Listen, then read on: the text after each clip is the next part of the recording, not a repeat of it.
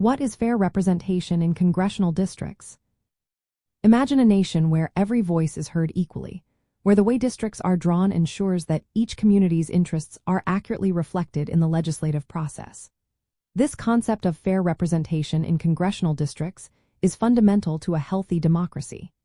It revolves around the idea that the population within each district should be proportionally represented in Congress, which is the legislative branch of the United States government responsible for making laws.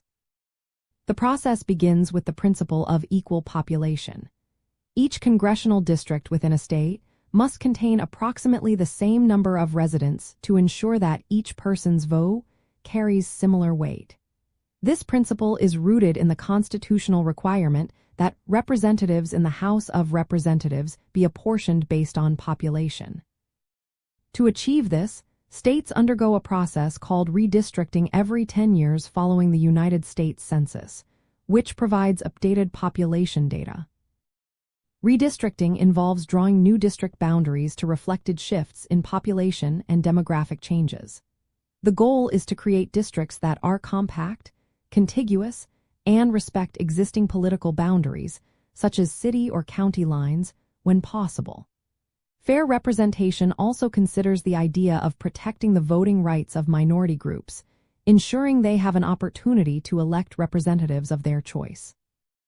This is often achieved through compliance with the Voting Rights Act of 1965, which aims to prevent racial or language discrimination in voting.